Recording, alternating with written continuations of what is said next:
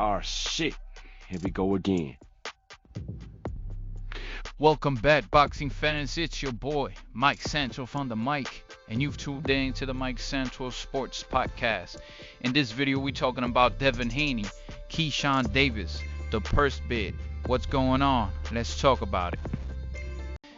Welcome back, folks. Mike Santos on the mic. So Devin Haney and Keyshawn Davis were negotiating for a fight. And this is the reason, let me backtrack. This is the reason why I kind of don't like to cover boxing so much. I actually had a channel before covering boxing, but this is what happens in boxing nowadays. It's just a whole back and forth, verbal matches on X, messages sent, but the fight never gets made.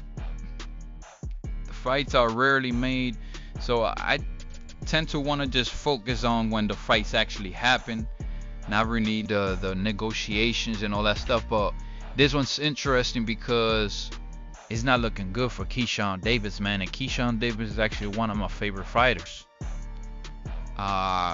So Devin Haney is the WBO welterweight champion or title holder, and because of that, he's going to take the lion's share of the pie, 75 to 25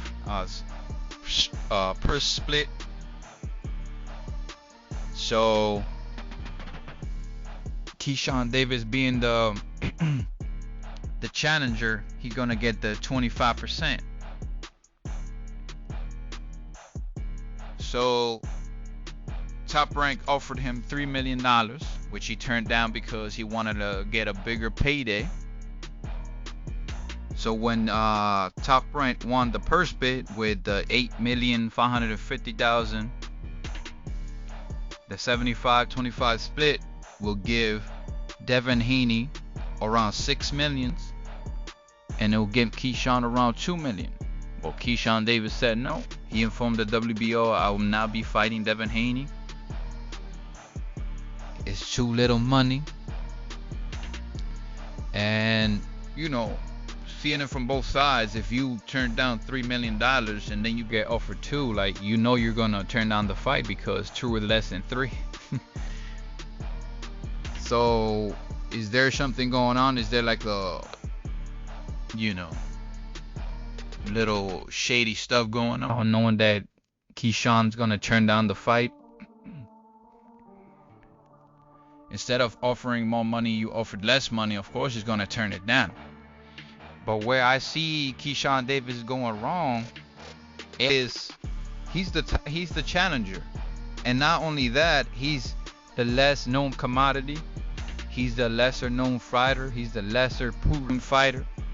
Devin Haney's the champion, the title holder in this case, with a much more proven track record, has fought the better competition, has been in bigger fights. Devin Haney has all the leverage in this situation, in this negotiation. And I usually don't pop the check, but according to reports, this will be Keyshawn Davis's bigger purse till to date. So if you look at what Keyshawn Davis was going to get, he was going to get the bigger payday of his career.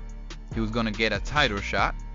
He was going to fight under the bright lights against a popular opponent, which was going to make him more popular. Imagine if he goes in there and knocks out Devin Haney.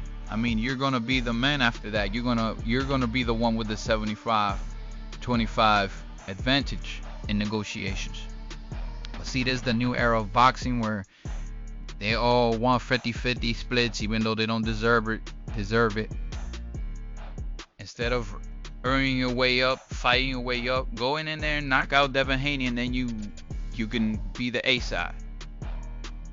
If you would have asked Terrence Crawford at welterweight, hey, you're gonna be the B side, you want Canelo Alvarez?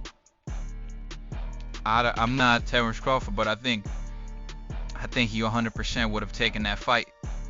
Why? Because he knew he was better than Canelo, and all he had to do was go in there and beat Canelo, and then he was going to be the man, which he is now after he beat Canelo in his own weight division, going up like two two weight divisions to destroy the bigger man. That's the way you do it. It's not complaining about purses, especially when you're getting more money than you ever gotten, according to reports. So I don't like to call a man a duck, because I don't believe that fighters are actually scared of each other. These are people that have been fighting all their lives. They're not really scared of any other fighters. So this is just all about the money. But again, you got to be a smart businessman, and when you don't have the leverage, you don't have the leverage, man. There's nothing you can do. You got to put yourself in a position where you do have the leverage. You got to get smart people around you to put you in that position, and that's what Devin Haney did. Devin Haney went up when he saw the coast was clear. He saw Boots and Crawford weren't there no more. He was like, this is my chance to go up to welterweight, claim one of these belts, and put myself on the driver's seat. And that's what he did.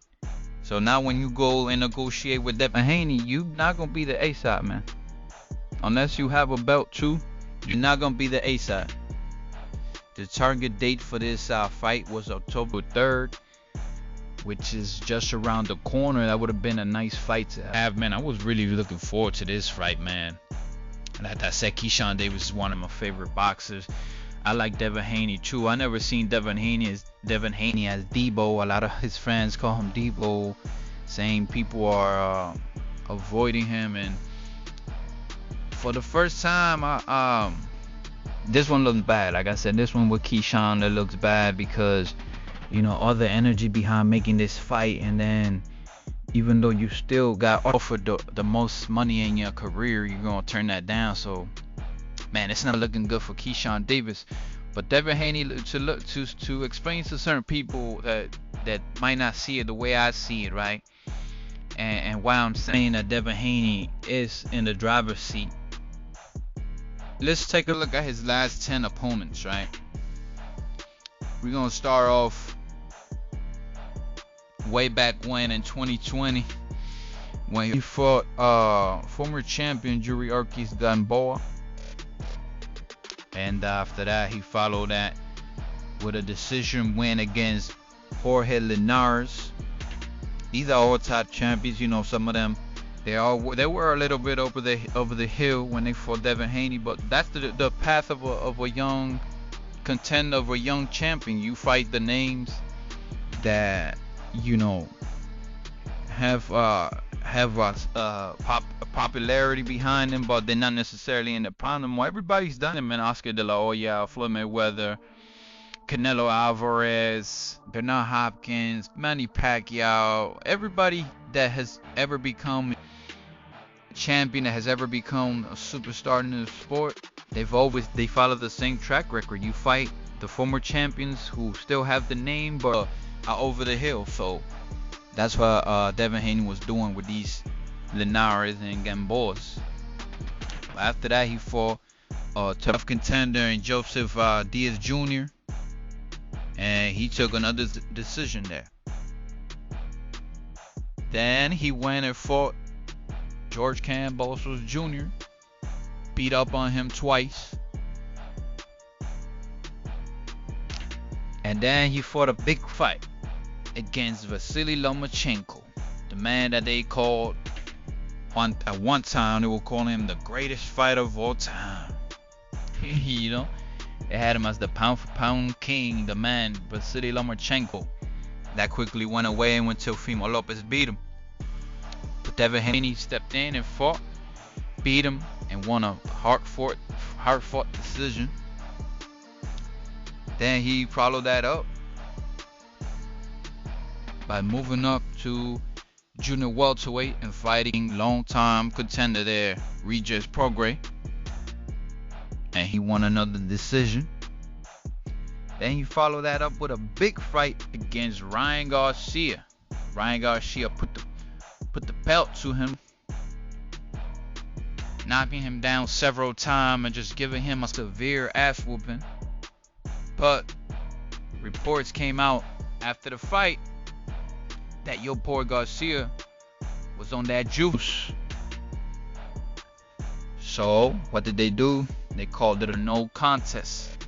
Still waiting for that rematch.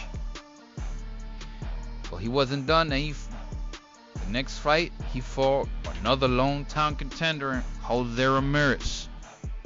And he won a decision, a clear-cut decision against him. And then his last fight, he went and fought the WBO welterweight champion, Brian Norman Jr. And he won a decision against him in impressive fashion. And to be honest with you, the fight against Brian Norman Jr. was one of the first times where I was really, really impressed with Devin Haney, where I actually saw the total package. The man was boxing beautifully, and he actually had power. He was fighting with evil intent. He was looking to hurt Brian, which a lot of people call him pillow-fisted, but he wasn't pillow-fisted in that fight, even though it still went to a decision. He was hurting that man. So that's an impressive last 10 opponents, if you ask me. Very impressive resume for Devin Haney, and that's why I think he's in the driver's seat. But to be fair, we're gonna take a look at Keyshawn Davis' last 10 opponents. Alright, now let's take a look at my boy Keyshawn Davis' last 10 opponents. And like I said, Keyshawn my boy, man. When the first time I seen Keyshawn fight, I was like, oh man, this kid got next, man. This kid, there's a future champion pound for pound fighter. He's the throwback. And I still think that. Just because things aren't going, fights fall through all the time. So this is not the end of the career now. It's just, it's just a bad situation. It's a bad look. But for Keyshawn Davis fans, right, we got to be honest here. Let's take a look at the last 10 opponents of Keyshawn Davis. He started it off, the last 10, obviously, right? 2022, he fought Juan Carlos Burgos. He won a decision. Anthony Yiggett, where he won by TKO. Francisco Pantera won by decision. Now here, Albright, remember that? No contest. Jose Pedraza, he beat up on him. Jose Pedraza is one of those known fighters. Still got the name, but the skills aren't there anymore. Past his prime.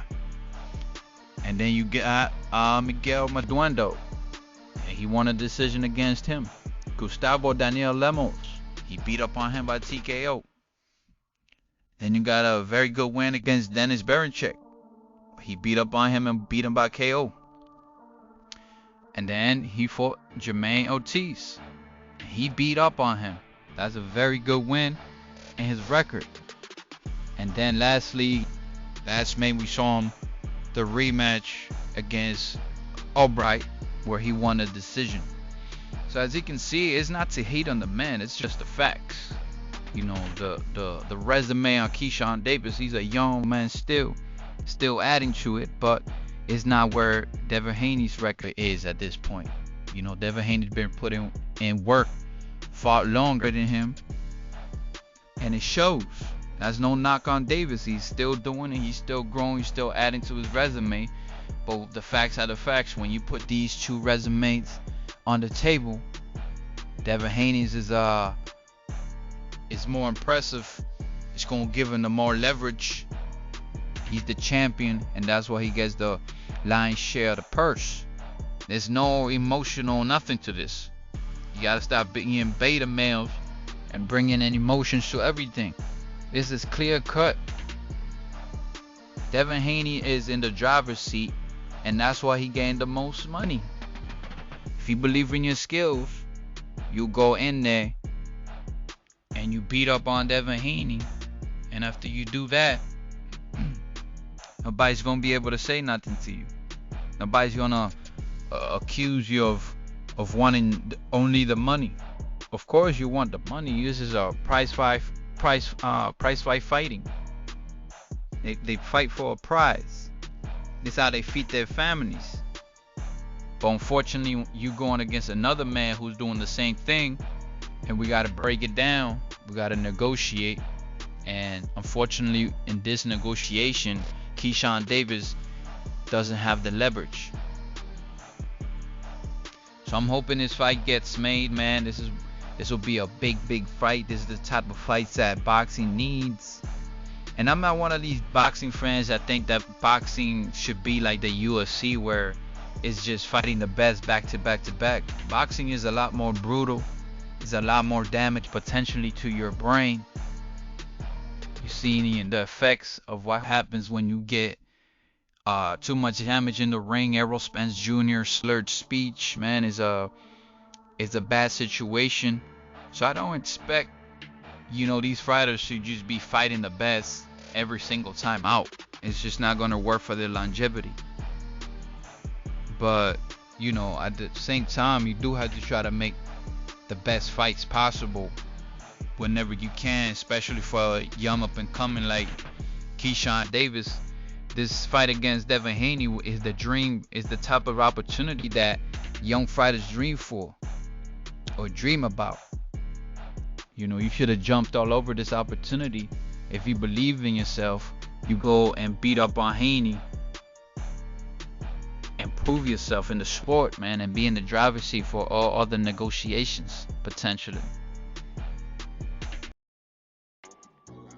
But anyway, folks, I don't want to be too long-winded.